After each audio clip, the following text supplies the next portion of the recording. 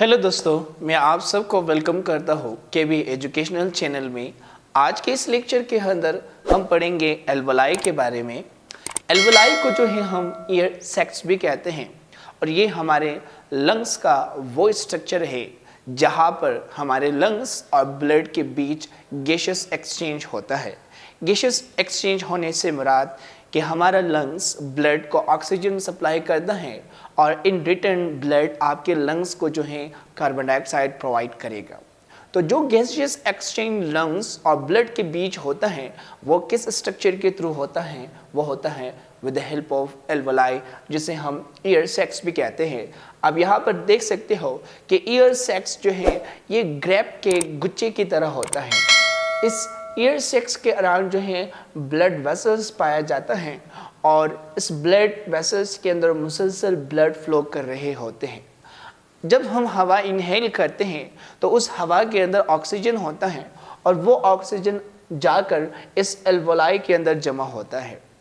तो यहाँ से फिर क्या होगा कि यही ऑक्सीजन एल्वोलाई से निकल कर ब्लड के अंदर चला जाएगा और ब्लड से कार्बन डाइऑक्साइड निकल कर एल्वोलाई के अंदर आ जाएंगे और यहाँ से फिर इस कार्बन डाइऑक्साइड को हम एक्सहेलेशन प्रोसेस के थ्रू बाहर निकालते हैं।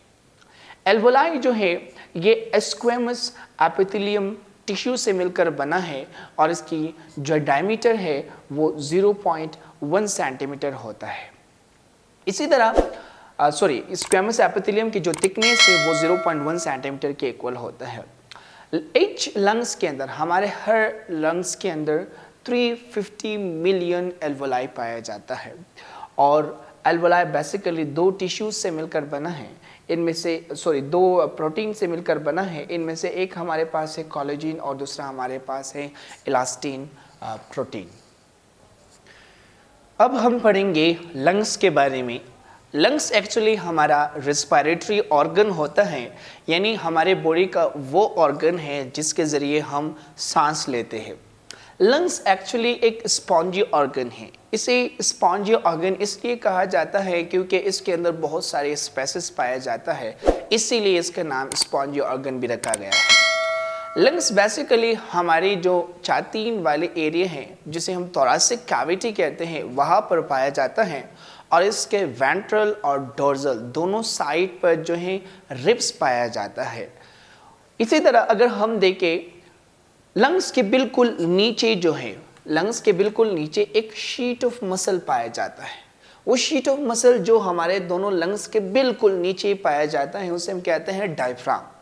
और ये डायफ्राम जो है डोम शेप रखता है, गुंबद नुमा शेप रखता है और ये जो है आपके थोरैसिक कैविटी को आपके एब्डोमिनल कैविटी से सेपरेट भी करवाता है।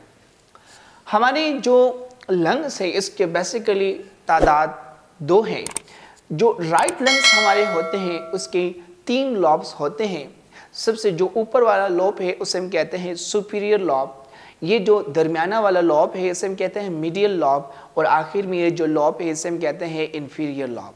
जबकि अगर हम लेफ्ट लंग्स को देखें तो लेफ्ट लंग्स के अंदर सिर्फ 2 लॉब पाया जाता है, ऊपर वाला सुपीरियर और नीचे वाला इंफीरियर लॉब।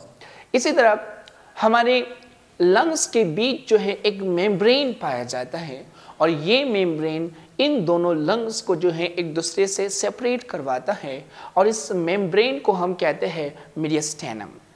और इसी तरह हमारे लंग्स के अराउंड जो है 2 मेम्ब्रेन पाया जाता है और इन दोनों मेम्ब्रेन को हम कहते हैं प्लूरल मेम्ब्रेन।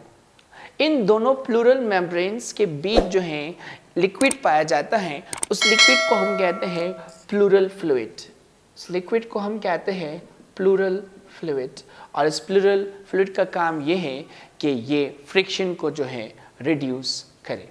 तो ये आज की लेक्चर जिसमें हमने एल्वोलाई और लंग्स के बारे में डिस्कस की। होप आपको अच्छी तरह से समझ आ चुका है, लेकिन फिर भी आपको इस टॉपिक के रिलेटेड अगर कोई भी प्रॉब्लम या क्वेश्चन हो तो आप नीचे कमेंट बॉक्स में पूछ सकते हो। आज के लिए इतना ही।